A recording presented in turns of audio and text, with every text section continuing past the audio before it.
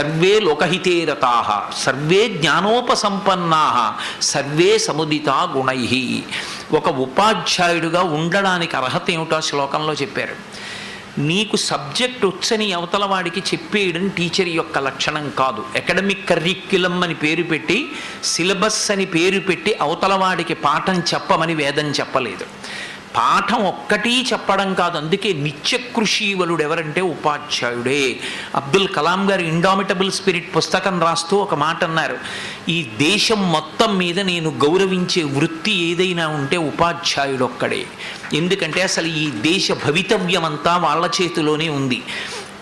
అందరిలో మిరికెలైన వాళ్లే ఉపాధ్యాయులు కావలసి ఉంటుంది. The best minds in the country should be the teachers, lest the progress of the country will meet with an abrupt halt అన్నాడు ఆయన. అలా సరి అయినటువంటి వ్యక్తులు ఉపాధ్యాయ వృత్తిలో లేకపోతే